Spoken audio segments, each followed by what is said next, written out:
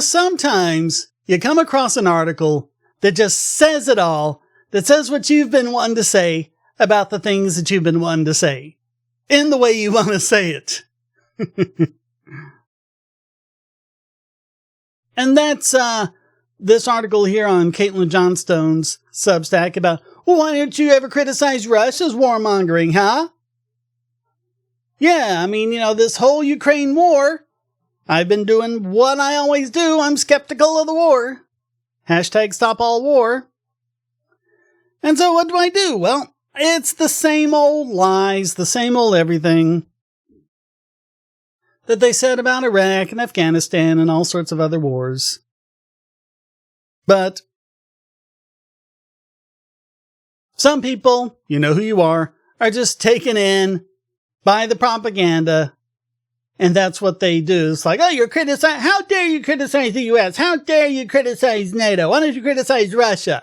Here are some really good answers as to why not. So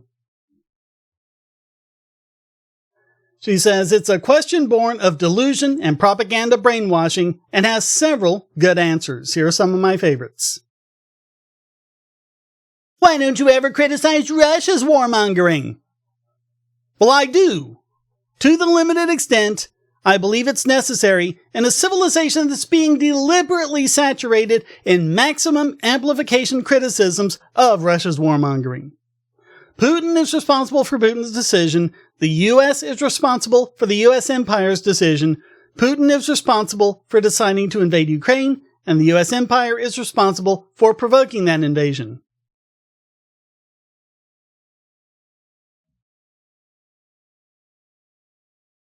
It's not actually complicated.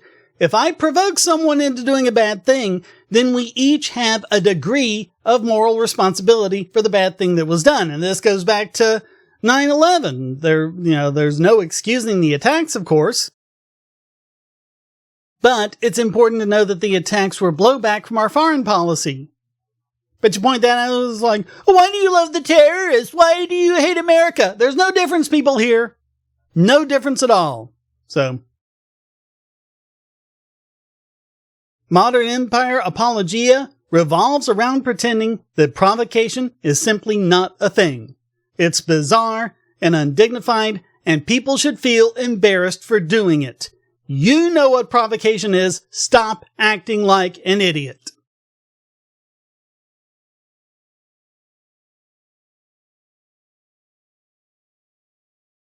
Why don't you ever criticize Russia's warmongering?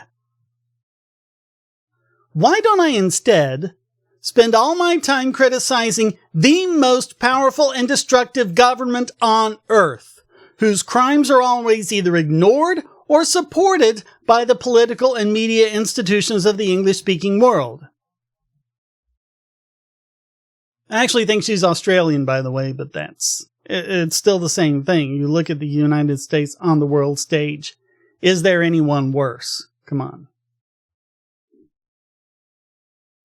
Focusing one's criticisms on the world's most powerful and destructive government is actually the only normal and sane thing to do.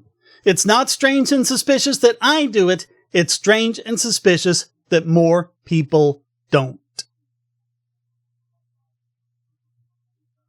The United States is the most tyrannical government on Earth. It is currently circling the planet. The sun never sets on the United States military. Hundreds of military bases, wars that have killed millions, displaced tens of millions just since the turn of this century.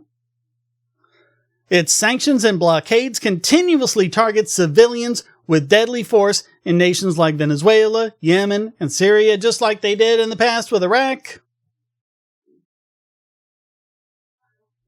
It works to destroy any nation which disobeys its dictates by toppling their governments via CIA coup, proxy armies, partial and full-scale invasions, and the most egregious number of election interferences in the entire world. You want to talk about election interference? Russia election interference, whoever's election interference? They're kindergartners compared to the U.S. Of all the elections the U.S. interferes in the world over. No contest at all.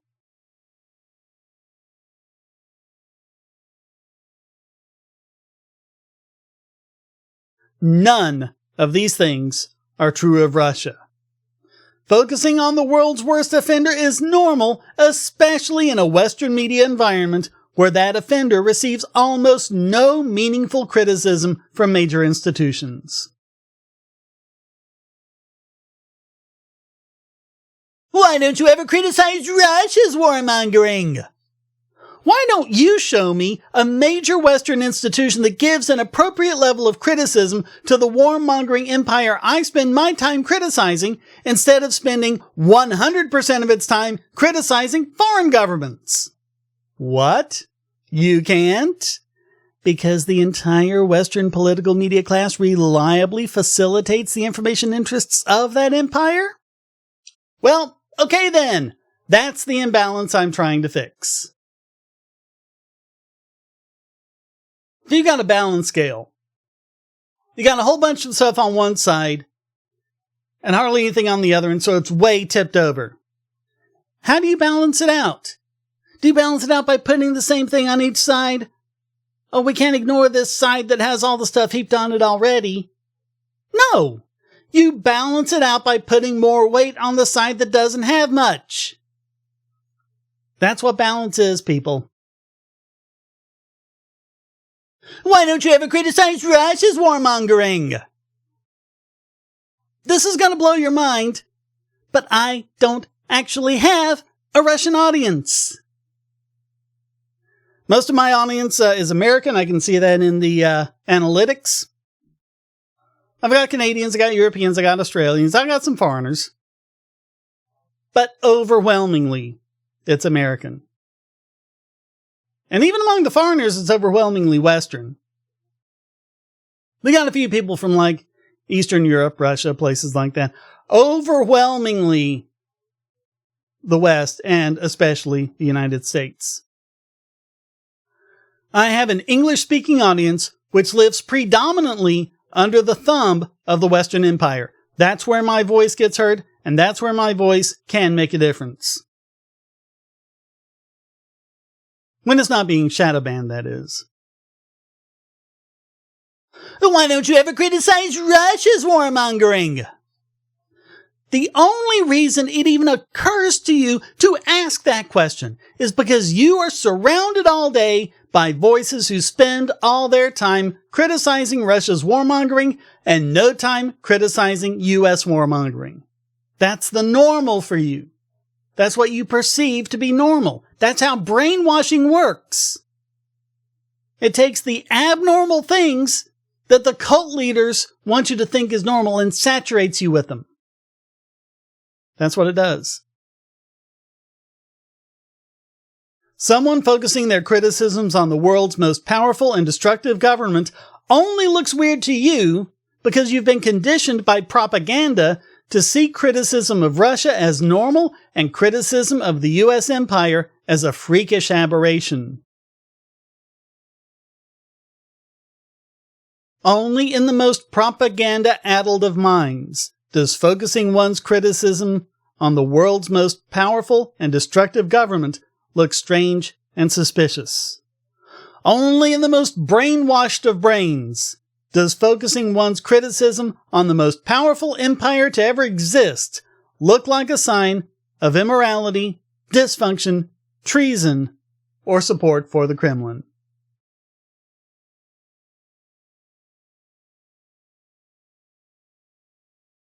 Why don't you ever criticize Russia's warmongering? Why don't you go watch TV? If you've got some desperate, aching need to hear one more Westerner offer one more criticism of Russia's warmongering, simply switch on the nearest television to any channel and wait a few minutes. Why don't you ever criticize Russia's warmongering? Nobody has ever once been able to provide me with a logically coherent answer for why I should spend any time whatsoever criticizing a government all Western institutions criticize 24/7, 365, while those institutions totally ignore U.S. imperial criminality. Do you have an answer for it? Prove me wrong on this, Comment below. Give me a good answer for that. You can't. You just can't. Nobody can ever intelligibly explain to me what actual concrete good is done for the world by one more Westerner lending their voice to a message that is already being amplified as much as any message could possibly be amplified in the English-speaking world.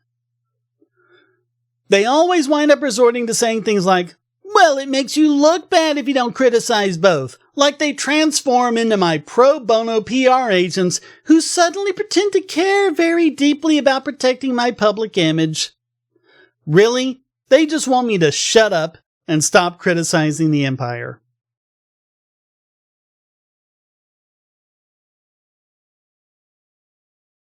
Why don't you ever criticize Russia's warmongering? Because I don't want to be a goddamn Pentagon propagandist.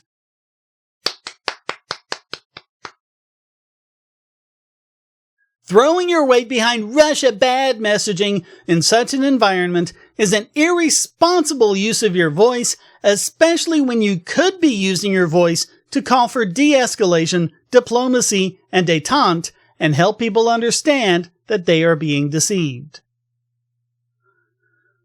Before they drop bombs, they drop narratives. Before they launch missiles, they launch propaganda campaigns.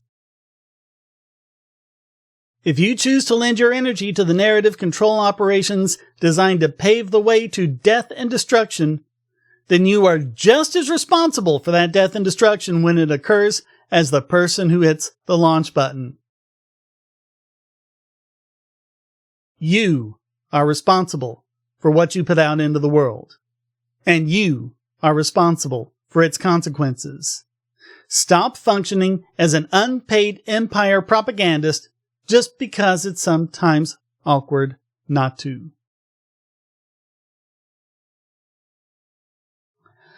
I don't really know what else I can add to that.